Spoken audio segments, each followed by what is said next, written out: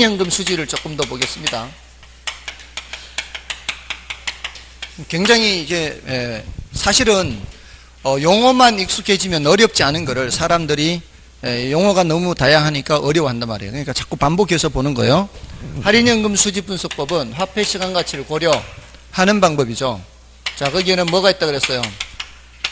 순수내 있다 그랬죠. 순수내. 수는 뭐예요? 순현가법이에요. 수는 수익성 지수법이고요. 내는 내부 수익률법이에요. 순현가는 순자가 들어가는 거는 뭔가 빼기를 한다는 뜻이에요. 빼기. 아까 순영업소득, 순매도액, 순수익 이런 말을 할 때는 어디에서 뭔가를 뺀 거예요. 들어오는 돈에서 나가는 돈을 뺐을 때 나오는 게 순이에요.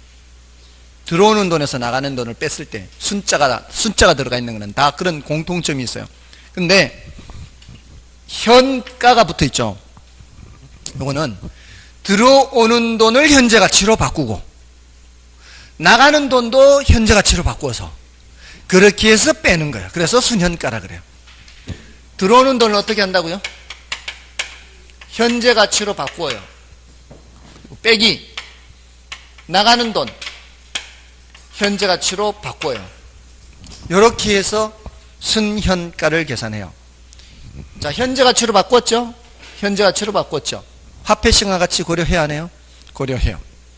자, 이렇게 현재 가치로 바꿀 때는 뭐가 필요한가 하면은 할인율이라는 게 필요해요. 할인율. 아까 시장 이자율 10%를 가정해서 할인을 했잖아요. 이렇게. 그래서 나누기 했지 않습니까? 1 플러스 0.1 나누기 이렇게. 자, 그런 할인율이 필요하다고요. 할인을 하려고 할 때는. 근데 이 순현가법에서는 순현가법하고 수익성지수법 이 두 가지예요. 여기서는 할인율을 요구 수익률로 할인을 해요. 여기서는 할인율을 내부 수익률 자신이에요. 내부 수익률. 할인연금 수지 분석법에서는 항상 할인율이 필요하다고요. 근데 요 위에 두 놈은 뭘로 할인하고 요거 수익률로 할인하고 요 맨 밑에 거는 내부 수익률로 할인을 합니다. 됐습니까? 자, 그러면 순현가는 유입평가 빼기 유출현가인데 유입 빼기 유출현가 이 값이 말이에요. 자, 내 주머니에서 나가는 돈은 1억이에요. 예를 들어서 지금 나가는 돈은 보통은 현재 가치로 굳이 안 바꾸어도 현재 가치 그 숫자예요. 보통은 지금 나가니까. 들어오는 돈은 미래 들어오는 돈이죠. 나가는 돈은 보통 지금 나가니까 그냥 그대로 나가는 걸 쓰면 되는데 들어오는 돈을 이제 현재 가치로 바꾸니까 숫자로 작아질 거예요. 숫자가. 그래서 만약에 유입평가가 1억이 됐다. 자, 그러면은 들어오는 돈의 현재 가치가 1억, 나가는 돈의 현재 가치도 1억. 이러면은 뭐가 돼? 여기가 0이 될 거 아니에요. 0이 되면은 투자해요 말아요? 다들 안 한다고 말씀을 하시죠. 나중에는 한다라고 대답을 해야 돼요. 남는 거 없는데 왜 한다? 자, 보세요. 잘 보세요. 지금 이게 1억이 지금 현재 가치로 바꾸어서 1억이잖아요. 바꾸기 전에는 1억보다 더 높은 수였죠. 맞아, 아니에요. 예를 들어서 1억 1000이었다 생각해 보세요. 이게 원래 오기 전에는 1억 1000이에요. 몇 프로 할인한 거예요? 10% 할인한 거예요. 10%. 그 요구 수익률이 10%라고 쳐보세요. 요구 수익률이 10%면 1년 후에 1억 1000이니까 요걸 나누기 뭐 한 거요? 1 플러스 0.1, 1.1로 나누었단 말이에요. 요구 수익률이 10%니까 요구 수익률을 할인율로 사용해서 1.1로 나누었어요. 그랬더니 얼마가 됐어요? 1억이 된 거 아니에요. 그러면 1억이 되기 전에는 1억 1000이었는데 그 1억 1000은 지금 내가 투자한 금액 1억이고 1억 1,000은 10%의 수익이 발생하는 상황이죠. 수익 10% 발생하는 상황이잖아요. 근데 그 수익이 나의 뭐만큼 발생하는 거예요? 요구 수익률만큼 발생하는 거예요. 딱 요구 수익률만큼 발생할 때는 요구 수익률로 할인하면 똑같은 수가 돼요. 그러니까 이게 할인해서 같아졌다는 뜻은 딱 뭐만큼의 수익률이 발생하는 거예요? 요구 수익률만큼의 수익률이 발생한다예요. 그래서 지난 시간에 기대 수익률, 요구 수익률 비교할 때 요구 수익률과 기대 수익률이 같으면 한다, 안 한다? 한다 그랬죠. 그거는 요구 수익률만큼은 만족이 된다라 그랬잖아요. 근데 그때 요구 수익률, 기대 수익률 할 때 제가 어떻게 말씀을 드렸는가 하면은 기대 수익률은 그 투자로부터 계산된 수익률이니까 내부 수익률이고 요구 수익률은 외부 수익률이다 이렇게 했었죠. 그 내부 수익률이에요. 얘가 이 내부 수익률이 이 기대 수익률과 같은 거라고요. 그러니까 이 투자 안의 기대 수익률과 요구 수익률이 똑같은 상태네 이런 뜻이라고요. 여기에 0이 된다는 뜻은 여기에 0이 된다는 뜻은 여기가 뭐와 뭐가 같다는 뜻이에요. 그 요구 수익률과 기대 수익률이 같다는 뜻이에요. 이게 무슨 수익률이라고? 이게 기대 수익률이라고요. 여기는 요구 수익률, 외부 수익률. 지금 보통은 요구 수익률, 기대 수익률, 위험과 수익에서는 이렇게 구별하거든요. 근데 투자 분석 기법에서는 내부 수익률, 요구 수익률 이렇게 구별해. 이게 관행이에요, 관행. 짝을 지으려면 내부 수익률, 외부 수익률 이렇게 짝을 지어야 될 거 아니에요. 그리고 기대, 요구 수익률, 기대 수익률 이렇게 짝을 지어야 될 거 아니에요. 근데 위험과 수익이라는 단원에서는 요구 수익률, 기대 수익률 이렇게 얘기하고 투자 분석 기법에 와서는 요구 수익률, 내부 수익률 이렇게 구별을 해요. 같은 거예요. 내부 수익률과 기대 수익률은. 별로 마음에 안 들어요. 그럼 바꾸세요. 그럼 여러분이 대학교에 가가지고 이제 세미나 해서 이런 거 별로 안 좋으니까 통일시켜라 그러세요. 예, 아무튼 자 이게 외부 수익률, 내부 수익률, 요구 수익률, 기대 수익률 이렇게 되는 거예요. 자 그래서 이게 0이 되면은 이 말이에요. 순현가가 0이 되면은 한다, 안 한다? 한다. 그럼 이게 0보다 크다라는 건 뭘까요? 이게 1억, 예를 들어 1억 500이다. 10%로 할인했는데도 10%로 할인했는데도 1억 500이 나왔다는 얘기는 얘가 1억 1050이었어요. 1억 1050이었어요. 1억 1050, 1억 50이 아니고 1억 500이 나오려면은 1억 1050 맞나요?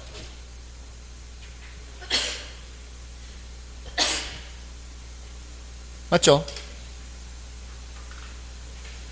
500이 50, 10% 할인하면은 1억 1550인가? 10% 할증하면 얼마죠? 1억 500에 10% 할증하면은 1550, 1억 1550. 1억 1550이에요.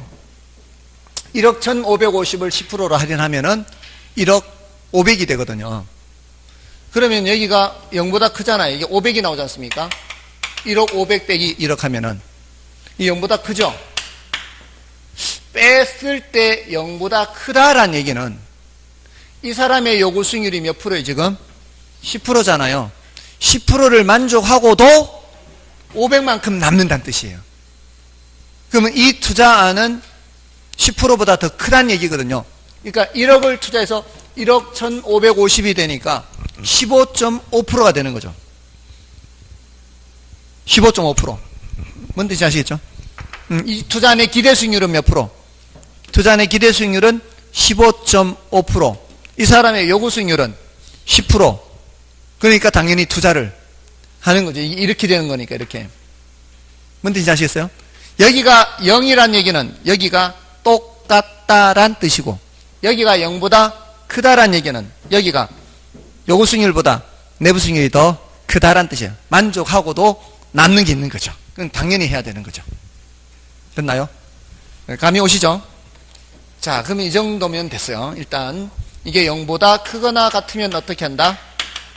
채택한다. 그럼 여기는 요구 수익률보다 내부 수익률이 크거나 같으면 채택한다. 이렇게. 이 자체를 많이 물어요. 순현가가 0보다 크거나 같으면 채택이다 그래야 되는데 순현가가 0보다 작으면 채택이다 이렇게 하면 틀린다고요. 아시겠죠? 네, 그걸 많이 묻는다고. 이것 자체를 많이 묻고요.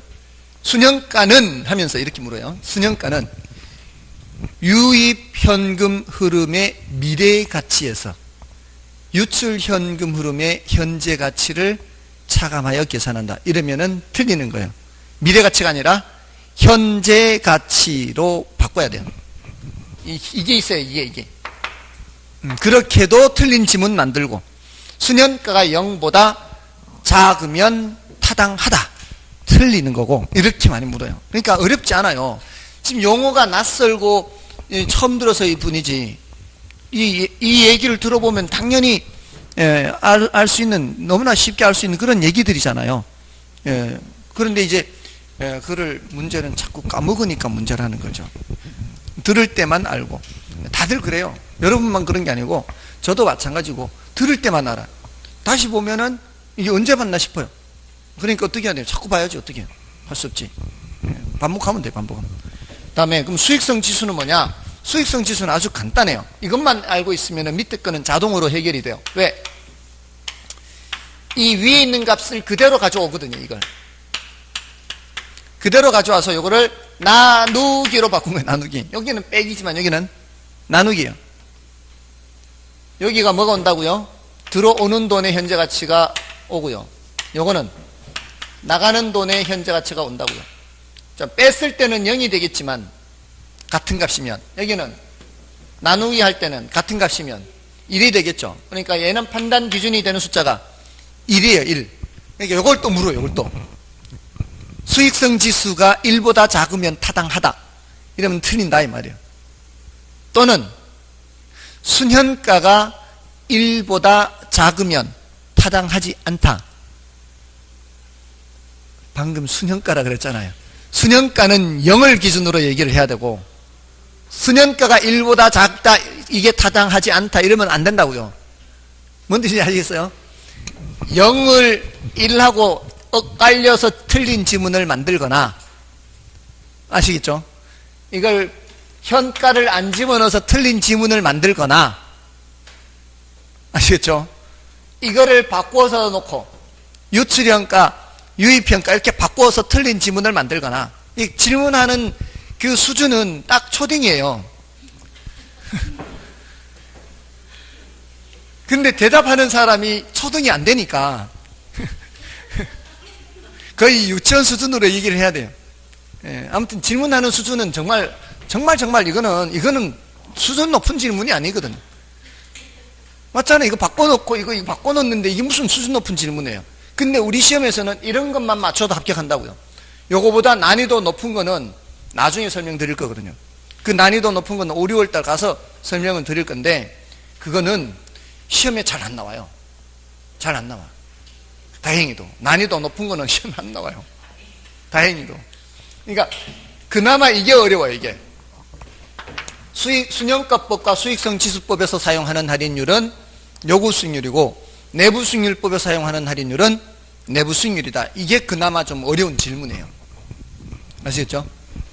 자, 그러면 이제 이번 순환에 말씀드리는 내부 수익률까지 요 정도로 할게요. 여기서 또 하면은 여러분들 정말 쓰러지실 것 같아요. 제가 여러분들 얼마나 아낀다고요. 자, 그러면 교재에서 좀 체크를 해드리고요. 교재에서 이거는 이번 순환은 안 할 거, 그 여러분들이 따로 보지 않으실 거, 그리고 제가 체크했던 거, 말씀드렸던 거를 구별을 해드릴게요. 자, 279쪽에 투자 분석 기법으로 가시면 돼요. 투자 분석 기법에서 개설은 이제 읽어보시면 되고요. 그 밑에 뭐라고 돼 있어요? 할인 현금 수지 분석법이라고 돼 있죠.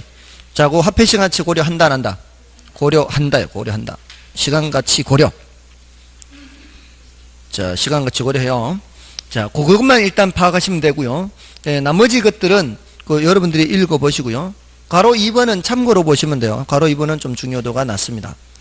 자, 그러니까 지금 중요도가 높은 단원이긴 해도 모든 항목이 다 중요도가 높은 것은 아니니까. 자, 넘어가셔서 수년가법 나오죠. 엄청 많이 출제됐죠. 자, 수년가법의 개념 있죠, 개념. 개념은 이건 당연히 이제 알아두셔야 돼요. 알아두셔야 되고요. 다음에 의사결정 기준에서 지금 상호 독립적인 투자안, 상호 배타적인 투자안, 이 말 자체가 어렵죠. 이거는 지금 단계에서는 모르셔도 되고, 일단 그 채택 기각 있죠. 수년가가 0보다 크거나 같으면 채택, 0보다 작으면 기각, 이렇게 돼 있잖아요. 그게 아까 이거 말씀을 드린 것이 상호 독립적인 투자안의 경우를 전제로 해서 말씀을 드린 거예요. 지금은 독립적이다, 독립적이지 않다, 이걸 따지지 마시고, 저 0보다 크거나 같으면 채택, 0보다 작으면 기각, 이것만 알고 계시라고요. 그 다음에 수익성 지수도 마찬가지예요. 개념은 알아두시고요. 그 오른쪽에 의사결정 기준에서도 뭐만 알고 계시라고요. 채택, 기각, 이것만 알고 계시라고요. 그 다음에 내부수익률법은 개념도 일단 보지 마세요. 개념은 아직 말씀 안 드렸어요. 개념은 안 드리고 아까 뭐하고 같은 거라고만 했어요. 기대수익률과 같은 거라고만 했죠. 그러니까 개념도 나중에 하세요. 개념도 나중에. 그러면서 뭐만 보는 거예요. 의사결정 기준만 보는 거예요. 그게 내부수익률이 요구수익률보다 크거나 같으면 채택한다. 이게 기대수익률이 요구수익률보다 크거나 같은 거예요. 다음에 상호 배타적인 투자안의 경우 요거는 나중에. 다음에 그 밑에 박스도 나중에. 다음에 괄호 6번도 나중에. 이건 이제 난이도가 높은 거예요. 이 난이도가 높은 거는 중요도가 낮다. 이렇게 보시면 돼요. 자, 쭉 넘어가시면 돼요. 다음에 284쪽에 기타 할인 현금 수지 분석법 있죠. 현가 회수기간법, 연평균 수년가 이렇게 있죠. 284쪽에 괄호 7번에 그 타이틀만 알면 되겠죠. 이건 화폐시장 가치를 고려하는 방법이다. 이렇게. 그 다음에 285쪽에 어림셈법 있죠. 자, 그 밑에 승수법 옆에다 뭐를 적어 놓으시라고요. 몇 년 걸리느냐 이렇게 적어 놓으시라. 몇 년 걸리느냐. 몇 년 걸리느냐. 자, 그 종류가 네 가지 그대로 밑으로 있죠. 총소득 승수하면 총소득으로 몇 년 걸리느냐. 순소득 승수, 순소득으로 몇 년 걸리느냐. 이렇게 몇 년 걸리느냐 이렇게. 자, 근데 순소득 승수 끝에 보세요. 뭐라고도 한다 그래 있어요. 자본회수기간이라고도 합니다. 자본회수기간이라고도 합니다. 자, 그걸 따로 체크해 두시고요. 그 다음에 밑에 수익률법으로 내려가셔서 수익률법, 거기는 몇 퍼센트 버느냐 이렇게 적어 놓으라고요. 285쪽에 맨 밑에 있죠. 수익률법 몇 퍼센트 버느냐. 자, 근데 총자산 회전율은 총소득이 몇 퍼센트의 수익률이냐 이런 의미고요. 그 다음에 넘어가시면 종합자본환원율, 종합환원율이라고도 하죠. 많이 나왔죠, 이거. 2번, 3번 많이 나왔어요. 그러니까 2번, 3번이 제일 많이 나왔잖아요. 그러니까 2번, 3번 종합환원율하고 지분배당률을 따로 아까 노란 글씨로 써드렸죠. 그만큼 자주 나오니까 그렇게 해야 되고요. 그 다음에 기타 어림셈법 나중에 해서요. 나중에. 기타 어림셈법 나중에. 넘어가시고요. 비율분석법. 자, 비율분석법 가시면은 대부 비율 나오죠. 그죠? 대부채 나오잖아요. 대부 비율, 남의 거 비율이라 그랬죠.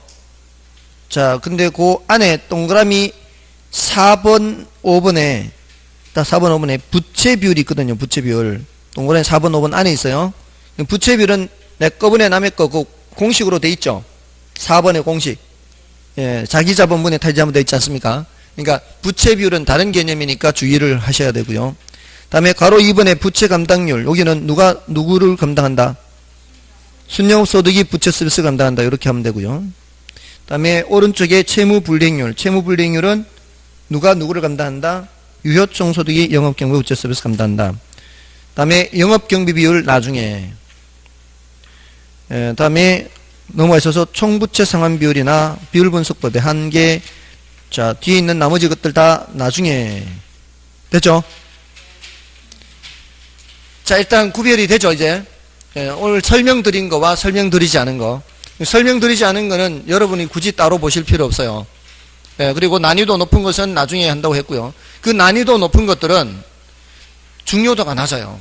그러니까, 그 수익률법, 내부수익률법과 순형가법이 이제 비교돼서 어떤 것이 더 우수한 방법이냐, 뭐 더 못한 방법이냐, 이런 이론적인 것은 그만큼 난이도가 높습니다. 시험에는 덜 나오고요. 그러니까 그런 거 몰라도 합격하는 데는 지장이 없어요. 근데 또 이제 나중에 하는 것 중에는 지금 한꺼번에 다 할 수가 없어서 나중에 하는 것도 있어요. 그런 것들은 이제 나중에 꼭 반드시 해야 되는 것들이고요. 자, 이제 금융론으로 넘어가겠습니다. 자, 금융론으로 넘어가시면은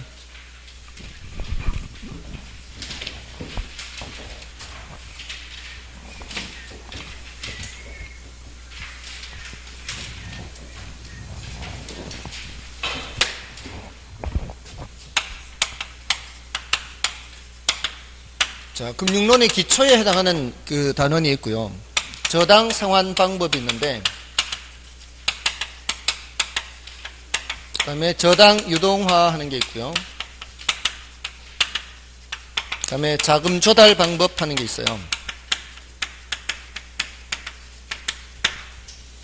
자, 이거는 뭐 그렇게 중요도가 높지 않고 주로 여기서 출제가 되고, 그 다음에 기타 사항이 있어요. 한국주택금융공사의 업무라든가, 기타 내용들, 정책, 금융정책 같은 것들 있기도 합니다. 여기서 제일 중요한 거는 이거예요. 그 다음이 요놈이고, 그 다음이 요놈이에요. 근데 자금 조달 방법 중에서도 리츠라는 거는 중요해요. 더군다나 작년에 출제가 안 됐기 때문에 올해는 더 중요하다 볼 수 있어요. 거의 해마다 나오는데 작년에 출제가 안 됐어요. 그 다음에 프로젝트 파이낸싱, 기타 등등등. 저당 유동화는 저당 유동화의 개념, 구조, 효과, 증권 이렇게 해서 개념, 구조, 효과 이게 조금 더 중요하고요. 저당 상환 방법에서는 원리금균등, 원금균등, 체증식 상환, 그 다음에 고정금리, 변동금리, 자, 이런 것들이 다 중요해요. 특히 요놈이 더 중요하고, 이게 이제 거의 해마다 출제가 돼요, 또. 그 앞에 이제 기초에 해당하는 것은 좀 간단한 것들, 이런 것들 좀 체크하고요. 자, 305쪽의 금융의 개념, 이건 뭐 별로 중요하지 않죠. 금융 하면은 자금 융통 써놓으면 돼요, 그냥. 금융. 금융이라는 게 뭘 줄임말이에요? 자금 융통, 이렇게 줄임말. 자금 융통. 자, 넘어가셨어요. 자, 어디서부터 이제 볼 게 슬슬 나오는가 하면은 306쪽에 가시면 이제 볼 게 슬슬 나와요. 306쪽에 소비자 금융과 공급자 금융은 참고로 보면 되고요. 참고. 그 다음에 지분 금융과 부채 금융은 체크해야 돼요. 자, 요거는 구별을 해야 돼요. 그게 여러 번 출제가 되기도 했죠. 여러 번 출제가 됐죠. 지분 금융, 부채 금융 구별해야 돼요. 지분 금융은 자기 자본을 조달하는 거고요. 부채 금융은 타인 자본을 조달하는 것이다 라고 해요. 자기 자본, 타인 자본. 이게 어떤 의미인가 하면은 우리가 한 배를 탔다라는 생각을 갖게 되는 거. 그럴 때는 무슨 금융? 지분 금융, 자기 자본 한 배. 예를 들어서 제가 사업을 하는데요. 10억을 투자해서 사업을 하는데 돈이 모자라서 아는 사람한테, 야, 내가 지금까지 투자된 게 10억인데 돈이 좀 모자란다. 야, 니 여기 투자해서 같이 하지 않을래? 함께 하지 않을래? 10억만 해라. 내가 지금까지 고생한 거는 내가 내 혼자 고생한 걸로 그냥 털어버리고 니 10억 되면 우리 반반 해가지고 같이 하자. 자, 이거는 자기 자본을 조달하는 경우예요? 아니면 타인 자본을 조달하는 거예요? 여러분들은 아직 사업하시면 안 돼요. 자기 자본 조달하는 거예요. 자기 자본. 사람이 다른 사람이라고 이게 타인 자본이라 하면 안 되는 거예요. 같이 하는 거라 그랬잖아요. 같이 하지 않을래? 같이 하지 않을래? 같이 하다가 망했을 때 내가 그 사람한테 10억 돌려줄 의무가 있나요? 없잖아요. 같이 하는 경우는. 같이 하자고 했잖아요. 같이 함께 하자. 그죠? 이럴 때는 뭘 조달하는 거라고요? 자기 자본 조달하는 거예요. 자기 자본. 예, 그건 이제 주식이 있다면 주식 반틈을 준다는 뜻이에요. 주식 반틈 주고 이제 공동주주가 되는 거죠. 공동주주가. 반반, 지분 반반. 뭔 뜻인지 아시겠어요? 그런 거는 뭘 조달하는 거다? 자기 자본 조달하는 거예요. 자, 그런 경우에는 장사가 잘 됐어, 이제. 한 해에 막 10억, 20억씩 벌어요. 장사 잘 되면은 그 친구한테 이자만 줘요. 수익을 나눠야죠. 반반으로. 이게 자기 자본의 특징이에요. 자기 자본은 수익이 나면 수익이 나는 대로 나누는 겁니다. 그 지분 비율에 따라. 뭔 뜻인지 아시겠어요? 그게 자기 자본의 특징이에요. 함께 하니까 나눌 때도 그 비율에 따라 나누는 거예요. 손실을 봐도 같이 보는 거죠. 맞나요? 그게 자기 자본의 특징, 함께 하는 거의 특징. 근데 제가, 야, 친구야, 돈 좀 빌려주라. 네, 이자는 괜찮게, 섭섭찮게 내가 쳐줄 테니까. 이러면은 그때는 뭐예요? 이게 바로 타인 자본의 부채금융. 이럴 때는 내가 수익을 많이 내도 그 친구한테 많이 줄 필요가 없죠. 정해진 뭐만 주면 되는 거예요. 이자만 주면 되는 거죠. 또 내가 적게 벌어도 뭐는 채워줘야 돼요. 이자는 채워줘야죠. 또 내가 망해도 나중에 다시 돈을 벌게 되면은 갚아야 되죠. 나중에라도 돈 벌면 갚아야 돼요. 끝까지 쫓아다니는, 끝까지. 이걸 소구금융이라고 해요. 소구. 끝까지 쫓아다니는. 소구, 요구 생각하면 돼요. 요구, 소구. 부채금융은 소구금융이다, 비소구금융이다.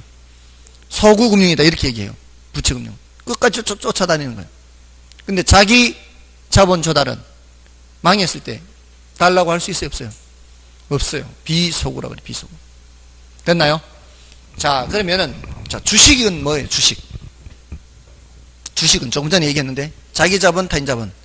자기는 주식 발행하는 거는 지분금융 쪽이에요. 채권 발행하는 거는, 이건 타인 자본, 채권. 정해진 이자. 그러니까 이쪽은 수익을, 부채금융은 수익을 배당하는 거, 수익에 대해서 정해진 이자만 주는 거고, 자기 자본은 뭐를 주는 거요? 배당해 주는 거예요, 배당. 수익을 배당해 주는 거예요. 요게 소구금융이라면 이쪽은 비소구금융이다. 이렇게 할 수 있죠. 이건 뭐 그렇게 중요도가 높은 건 아니에요. 됐나요? 자, 우리 부동산 쪽에서는 리츠 있죠, 리츠. 저기. 리츠는 이쪽에 자기 자본 조달이에요. 근데 여기 증권 나중에 MBS 할 거예요. MBS는 이쪽이에요. MBS나 ABS 하는 건 이쪽이에요. 예, 그리고 요 뒤에 신디케이트도 있긴 한데요. 신디케이트. 조인트 벤처 이런 게 있어요. 신디케이트, 조인트 벤처. 이런 것들은 모두 다 지분금융이에요. 그러니까 어떻게 구별하시면 되는가 하면은 이자 주느냐 배당해 주느냐 이걸 따지면 돼요. 신디케이트라는 건 나중에 배우실 때 투자자 모집 이렇게 배울 거예요. 투자자 모집 방식은 뭘 해주는 거라고요? 사람들 모아서 수익을 낸 후에 배당을 해주는 거란 말이에요. 투자자 모집해서 수익을 내서 뭘 해준다? 배당을 해준다. 지분금융은 다 배당이에요, 배당. 됐나요? 이게 가장 큰 특징이라고 생각하시면 돼요. 여러분 입장에서 비교하기 가장 좋은 이거예요. 자, 그럼 됐어요. 그럼 됐고요. 그 다음에 307쪽에 가시면은 부동산 금융의 위험에서 채무불이행 위험이 있죠. 자, 채무불이행 위험은 누가 돈을 못 갚는 거예요. 차입자가 돈을 못 갚는 거죠. 그래서 누가 부담하는 위험? 대출자가 부담하는 위험이에요. 자, 누구의 위험이라고요? 대출자예요, 대출자. 넘어가시면은 조기상환 위험. 이거 누구의 위험?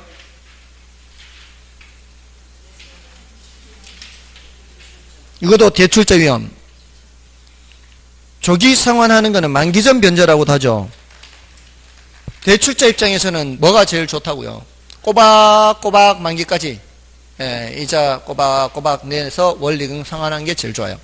조기 상환하는 것도 바람직하지 않고 채무 불이행은 더 바람직하지 않고요. 됐죠? 자, 모두 다 누구의 위험이다? 대출자 위험. 이자율 위험 이것도 마찬가지 금융기관이 가지는 위험입니다. 자, 그 정도만 하고 넘어가십시오. 자, 이제 저당 상환 방법을 보겠습니다. 저당 상환 방법에 오늘은 원리금 균등, 원금 균등, 최증식 상환 여기까지 하시고요. 고정금리 변동금리는 다음 주에 하도록 하겠습니다. 이제 원리금 균등, 원금 균등, 최증식 하면 이제 조금 숨통이 트여지죠. 여기도 조금 그래도 좀 할만하죠. 이거 좀 할만하죠. 부채금융, 지분금융. 좀 이렇게 무게가 훨씬 가볍죠. 좀 전에 투자 분석 기법은 무게가 엄청 무거웠죠. 그 무게라는 게 만만치 않습니다. 다 알고 있습니다. 이 용어들이 났으니까. 일단 용어들이 다 처음 보는 것들 아니에요. 할인현금 수지분석법, 뭐, 그 중에 순순회, 순현가, 수익성지수, 내부 수익률 다 처음 듣는 거예요. 그 다음에 어림셈법에도 무슨 승수법, 수익률법이, 승수, 수익률, 이런 거 평소에 들어본 적이 없잖아요. 승수도 번역을 해서 생각해야 되니까. 몇 년 걸리느냐, 이렇게 번역해서 생각해야 되고. 그죠? 수익률법도 몇 퍼센트 버느냐, 뭐 이런 건데, 용어들이 다 낯설잖아요. 가유순전 오늘 딱 외웠는 거 그대로 써먹어야지. 이게 익숙해지기도 전에 바로 그걸 써먹어서 용어를 사용을 해야 되니까. 어려울 수밖에 없죠. 워낙 많은 용어들이 한꺼번에 들어오니까. 그럼에도 불구하고 우리가 사람이라고 했지 않습니까? 집에 와서 복습을 하시면은 충분히 되고요. 지금 이제 겨우 1, 2월이에요. 1, 2월. 3, 4월 달에 또 할 거고 5, 6월 달에 또 할 거고 이거는 지금 오늘 했는 내용들은 또 7, 8을 계속해요. 이 할업이 할순순의 어순수 비대부치 이거는 계속하면 계속 하니까 그만큼 반복을 더 많이 해요. 그러니까 여러분도 조금만 도와주시면 아니지 여러분이 돕는 게 아니고 제가 도와드리는 건데 여러분이 도울 일이 없잖아요. 제가 도와드렸는데 그 보니까 주객이 전도됐네. 제가 여러분들 도와야 되는데 그럼 여러분들이 자발적으로 하시고 제가 이렇게 해야 되는데 그러니까 여러분들이 하셔야 돼요. 그렇게 하시면은 충분히 아실 수 있어요. 자, 이게 이제 요거 제일 그나마 원리금 균등, 원금 균등, 최증식 상환 이게 부담이 제일 적어요. 왜냐하면 여러분들이 많이 들어보시는 거라서. 그죠? 우리 은행에 대출 받으면 원금 이자를 똑같이 갚아 나가는 경우 있지 않습니까? 그죠? 이렇게 원금 이자를 똑같이 갚아 나가는 것을 뭐라고 한다고요? 원리금 균등 이렇게 하고 이거는 원금 상환만 일정하고요. 은행에 갖다 주는 이자의 크기는 자꾸 변하는데 균등한 원금 상환액에다가 얹어서 가는 거 이자를. 자, 그거 이제 좀 이따 말씀드리는데 원리금 균등은 앞에서도 이미 한번 나왔어요. 오늘. 저당상수 이제 생각하시네. 생각나시나요? 네, 원리금 균등. 자, 앞에서 지금 1억을 빌리면 10번에 걸쳐서 나누어 갚을 때 여기에다 뭘 곱한다 그랬어요?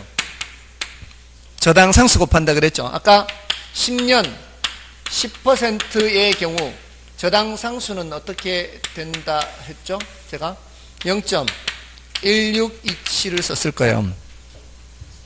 0.1627 곱하면 얼마란 얘기예요? 1627만 원이란 뜻이거든요.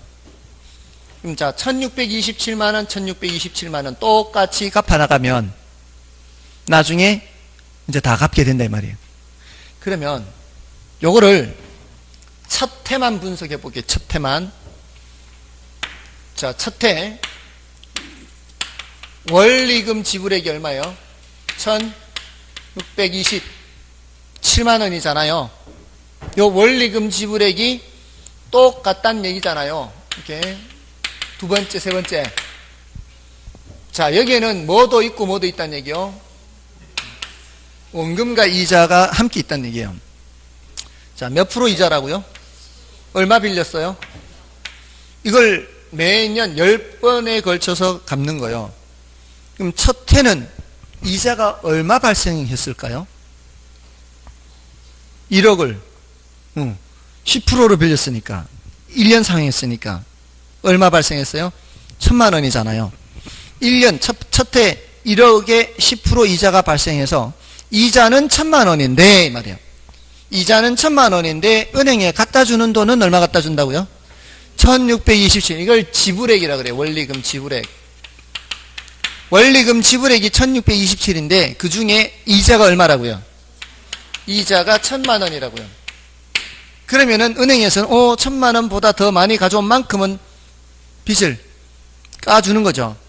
예, 물론 시험에는 깐다는 말 안 나와요. 상환하는 거예요. 빚을 상환한다. 이렇게 원금 상환. 원금 상환액이 얼마예요? 원금 상환액은 627만 원이에요. 그럼 잔금은요, 얼마에서 627 까주는 거예요? 1억에서 까주는 거니까 9373이 될 거예요. 맞죠? 9373, 9373. 자, 그럼 두 번째 연도는 9373만 원을 빌려 쓰는 셈이에요. 빌려 쓰는 셈이 되는 게 맞죠? 그럼 두 번째는 이자가 어디에서 이자예요? 9373만 원에서 이자 10%를 생각해야 돼요. 그러면 937만 3천 원 되는데 사서오입하고요. 이자가 줄어들었죠. 이자가 줄어들었는데도 불구하고 은행에 가져가는 돈은 똑같이 가져가는 거예요. 그럼 이제 은행에서 볼 때는 이자 937인데 계속 이렇게 가져오니까 원금 상환액이 더 늘어나는 거죠. 원금 상환액이 더 늘어나면은 두 번째 연도에 까는 크기가 더 많이 까지는 거예요. 690 까니까 얼마예요? 8683이 돼요. 그냥 믿어주세요. 믿어주시고요. 다음 연도는 또 1600 이런 식이 되겠죠. 근데 이자는 점점 줄으니까 원금 상환액은 점점 늘어나고 이건 급격하게 점점 많이 떨어져요. 그래서 결국 10년 후에 가면 뭐가 된다? 0이 되는 0. 자, 요거를 그래프로 나타낸 게 이거란 말이에요. 그래서 11월 12월 달에 이렇게 할 때 여기가 1627로 똑같아요.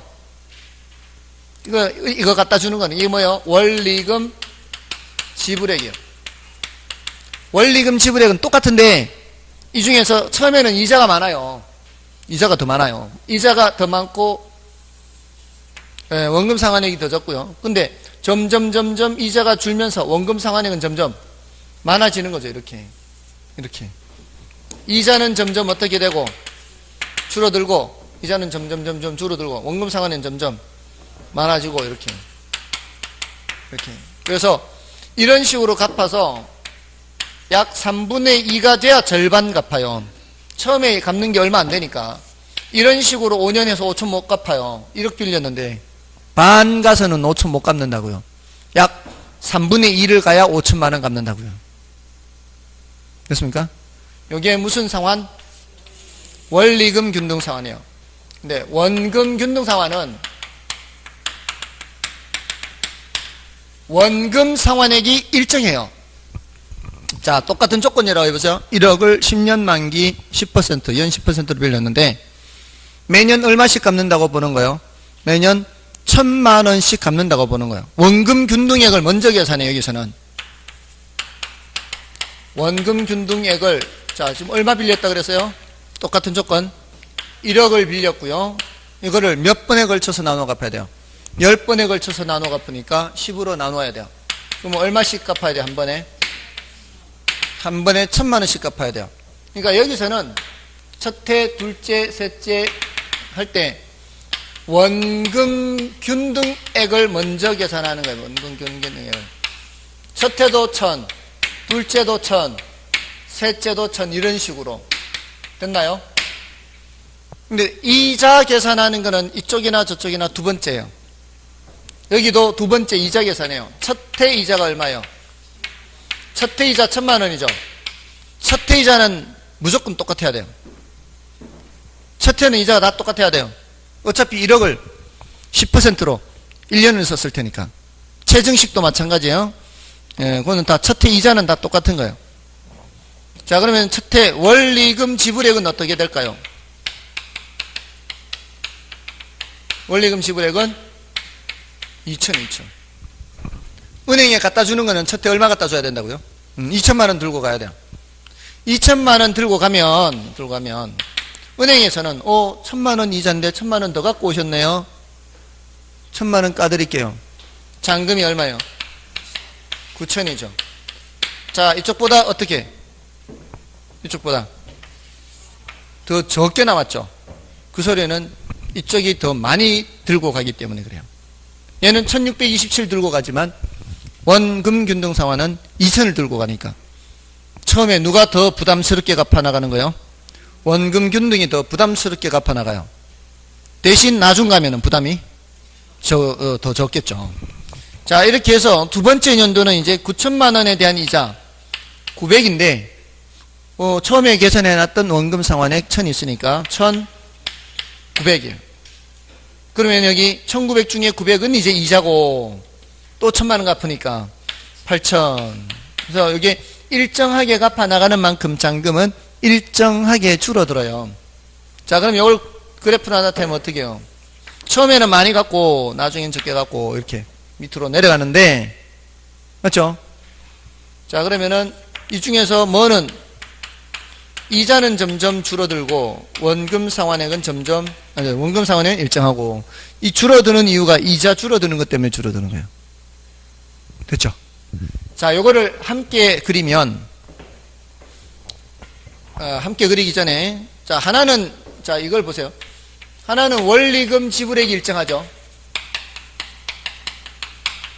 이걸 축을 잘 보세요. 하나는 원리금 지불액이 점점 줄어들어요. 이것도 원리금 지불액. 또 하나는 원리금 지불액이 이렇게 늘어난다고요. 이거는 원리금 균등. 요거는 체증식. 요거는 체감식이라고도 하고 원금 균등이라고도 해요. 다 가능해요. 체감, 체증. 됐죠? 원리금 균등, 체감, 체증. 이렇게. 됐잖아요. 일정한 거 줄어드는 거 늘어나는 거. 일정한 건 원리금 균등. 줄어드는 건 원금 균등 또는 체감. 이거는 그냥 체증. 자, 이거는 보세요. 처음에 이자가 1000인데 이자도 안 되는 돈 들고 가는 거예요. 모자라게 들고 가는 거예요. 그럼 은행에서 뭐라 그럴까요? 당신 이자가 1000인데 들고 온 거는 700밖에 안 들고 왔네요. 그럼 어떻게? 300만큼. 300 빚이 더 늘어야죠. 1억에서 1억 300으로 느는 거예요. 그럼 두 번째 연도는 1억 300에 대한 이자 1030이 돼요. 근데 가져가는 돈은 한 900 가져가는 거죠. 900. 이제 늘어나는 거예요. 자, 근데 빚은 30밖에 안 늘었잖아. 300밖에 안 늘었잖아요. 빚은 300밖에 안 늘었지만, 그래서 이자가 30만 원만 더 내면 되지만, 가져가는 돈은 900, 1100, 1300, 이런 식으로 껑충껑충 뛰면서 갚아나가요. 그러니까 초기에는 이자에 미치지 못하는 돈을 가져가기 때문에, 오히려 빚이 어떻게 된다? 빚이 오히려 늘어나요, 초기에. 그 늘어나는 그 초기에 그 몇 년의 시기가 있어요. 그러고 나서는 이제 빠른 속도로 많이 가져가기 때문에 결국 다 갚기는 갚아요. 이렇게 갚는 게 뭐다? 체증식이다. 초기의 특징이, 얘는 어떤 특징이 있다? 빚이 늘어나는 그런 단계가 있어요. 특징이. 이걸 뭐라고 얘기하는가 하면은 부의 상환이라고 그래요. 부의 상환. 부의 상환. 마이너스 상환이다 이 말이에요. 우리가 정상적으로 상환하면은 빚이 줄어야 될 거 아니에요. 이렇게. 정상적으로 상환하는 것은 빚이 줄어야 되지만 부의 상환은 오히려 빚이 늘어나는 것을 의미하는 거예요. 됐나요? 그럼 이 세 가지를 동시에 그려서 비교하면 되는 거예요. 이렇게. 초기에 부담이 제일 큰 건 누구예요? 원금 균등이죠. 부담이 제일 크다는 얘기는 은행이 제일 돈을 많이 갖다 준다는 얘기예요. 그럼 한 번이라도 갚게 됐을 때 빚이 제일 적게 남는 방식이 바로 원금 균등 상환이 되는 거죠. 됐나요? 그런 식으로 물어요. 여기서는 결코 어렵게 질문하지 않습니다. 어렵게 질문하지 않고요. 단지 문장을 읽을 때 비교를 하니까 원리금 균등 상환보다 원금 균등 상환이 이렇게 돼 있는 거를 원금 균등 상환보다 원리금 균등 상환이 이렇게 이게 헷갈린단 말이에요. 이 글자가 한 글자 들어가고 안 들어가고가 아주 조심해야 돼요. 그래서 실수를 하지 말아야 돼요. 여기서는 어려워서 틀리는 게 아니라 자꾸 이게 헷갈리기 때문에 이걸 그려서 생각하세요. 이걸 그려서 생각하면 덜 헷갈려요. 원금 균등 상환이 그러면 얘를 생각하는 거죠. 원금 균등 상환이. 그죠? 원리금 균등 상환이 하면 얘를 생각하는 거죠. 그런 식으로 그림을 그려놓고 풀면은 잘 안 틀립니다. 자. 옛날에 있었어요. 옛날에. 지금은 없어요. 옛날에 있었어요. 옛날에, 이게 그 부동산 불패. 가격이 계속 부동산 가격이 올라가는 경우가 많았죠. 그럴 때는 이제 저렇게 해주기도 했는데, 요즘은 없습니다. 저건 또 미래소득이 보장되는 젊은 계층이 라야 돼요. 미래소득이 보장되는 젊은 계층. 지금 뭐 10년 만기로 대출 받는데 앞으로 계속 늘어나면은 나이 든 사람한테 해버리면 안 되잖아요. 앞으로 소득이 보장되는 젊은 계층. 자, 그런 내용들이 이제 나옵니다. 읽어보시면. 그래서 원리금 균등 분할, 원금 균등 분할 다 내용은 말씀을 드렸어요. 그래서 여러분들이 확인만 해주시면 돼요. 그래서 최증식 상환만 가서 조금 더 상환 체크해 보겠습니다. 최증식 상환 312쪽에 있죠. 자, 312쪽에. 자, 이것은 특징을 먼저 보세요. 특징.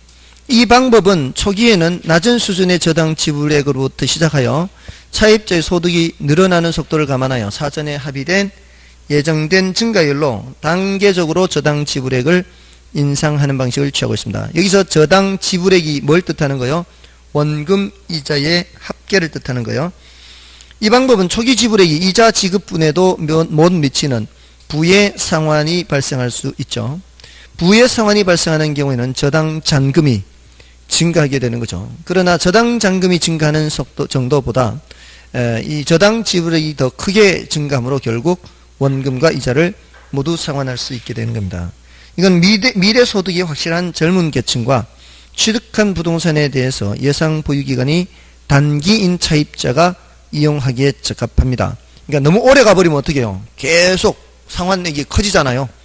그래서 그렇고요. 다른 방법에 비해 주택금융기관 대출금 회수가 늦고 차입자의 소득 증가가 상환액 증가에 미치지 못할 경우 시간이 지날수록 채무 불이행 위험이 커진다는 단점이 있겠죠.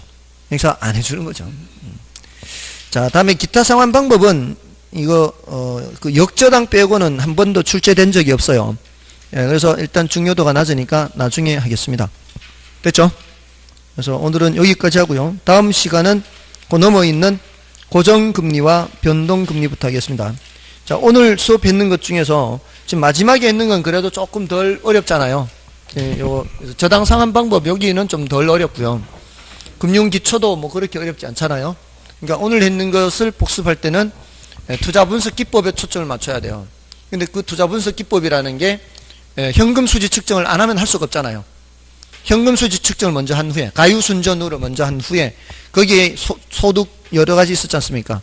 그러한 소득으로 투자된 금액을 어떻게 회수하느냐 이런 것도 있고 투자된 금액으로 그 소득이 몇 퍼센트의 수익률이 되느냐 이런 것도 있었잖아요. 그래서 할업이 할순순의 어승수 비대부채 가유순전후 이 내용들을 위주로 복습을 하십시오.